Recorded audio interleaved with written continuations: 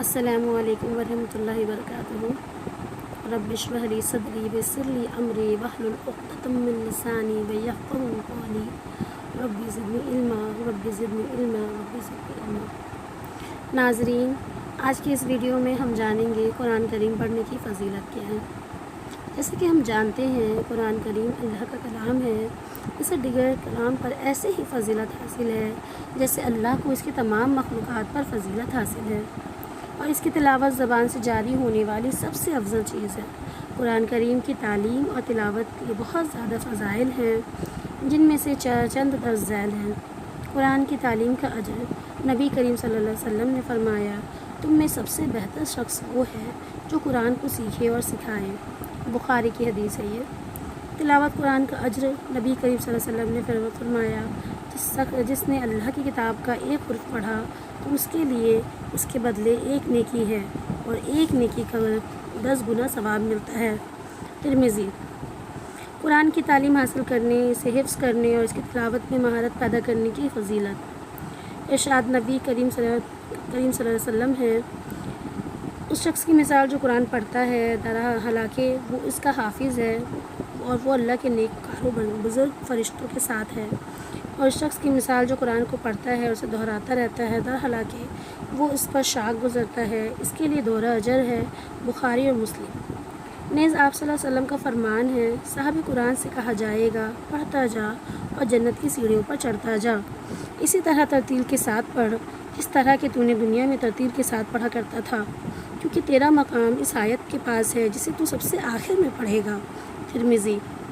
خطابی کہتے ہیں، اصل میں آیا ہے کہ قرآن کی آیتوں کی تعداد جنت کی سیڑھیوں کے برابر ہے، چنانچہ قرآن پڑھنے والے سے کہا جائے گا، جس قدر تو قرآن کی آیتیں پڑھا کرتا تھا، اسی کے بقدر سیڑھیوں پر چڑھتا جا۔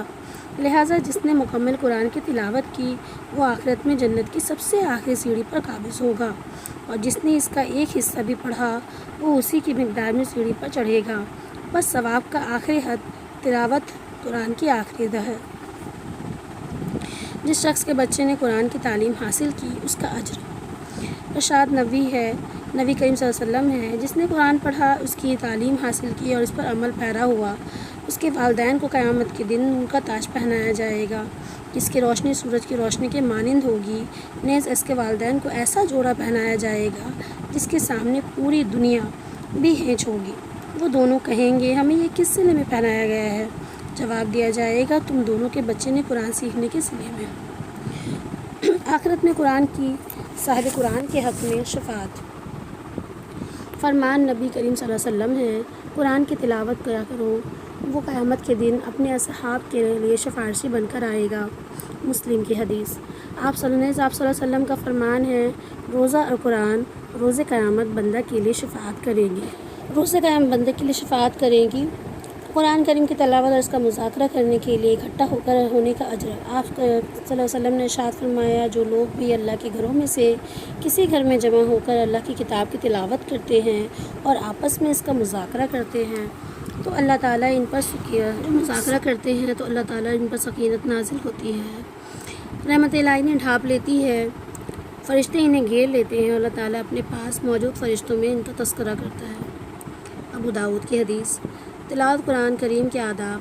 حافظ ابن کثیر رحمۃ اللہ علیہ نے اس کے آداب ذکر کیے ہیں، جن میں سے چند یہ ہیں، باوضو ہو کر قرآن کو چھو اور پڑھا جائے، تلاوت سے پیشتر مسواک کیا جائے، بہترین لباس پہنا جائے، قبلے کا رخ کیا جائے، جماعی آنے پر تلاوت بند کر دیا جائے، تلاوت کے دوران بلا ضرورت بات چیت نہ کی جائے، تلاوت کے وقت ذہن و دماغ حاضر رہنا چاہیے، وعدے کی آیت پر توقف کر کے اس کا سوال کیا جائے اور وعید کی آیت پر رک کر اس سے پناہ مانگی جائے، مصحف کو کھول کر نہ رکھے اور نہ اس کے اوپر کوئی چیز رکھے، قرآن کی تلاوت کرنے والے آپس میں ایک دوسرے پر قرأت کی آواز بلند نہ کرے، بازاروں اور شور و گل کی جگہوں پر قرآن کی تلاوت نہ کی جائے۔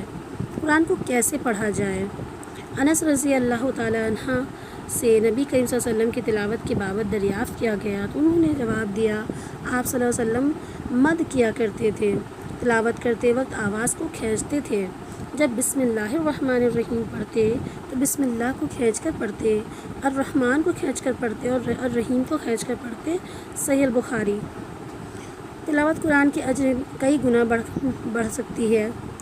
جو شخص بھی خلوص کے ساتھ قرآن پڑھتا ہے وہ اجر کا مستحق ہے، لیکن یہ اجر حاضر ذہنی تدبر اور سمجھ کو پڑھ کر پڑھنے سے کئی گنا بڑھ جاتا ہے۔ چنانچہ ایک فرد 10 نیکیوں سے لے کر 700 گنا تک اجر ملتا ہے۔ شب و روز میں تلاوت کی مقدار۔ نبی کریم صلی اللہ علیہ وسلم نے کہ صحابہ اپنے لیے ہر روز قرآن کی تلاوت کا ایک حصہ مقرر کر لیتے اور ان میں سے کسی ایک نے بھی 7 دن سے کم میں قرآن ختم کرنے پر مداومت نہیں کی، بلکہ 3 دن سے کم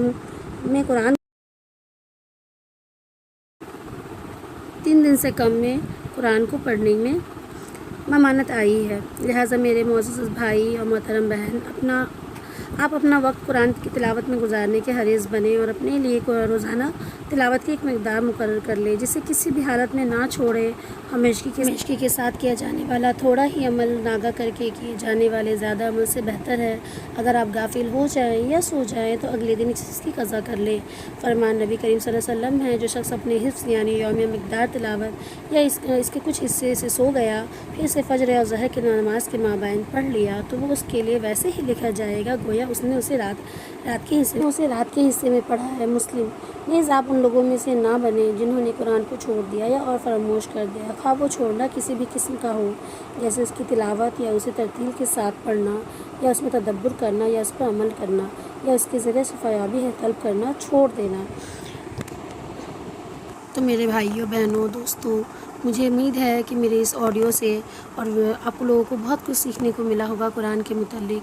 بس یہ آپ کی بہن یہ گزارش کرتی ہے کہ اگر آپ ناظرین، مجھے امید ہے کہ اس آڈیو سے آپ لوگوں کو کچھ تو سیکھنے کو ضرور ملا ہوگا قرآن کے متعلق۔ تو اگر آپ نے اب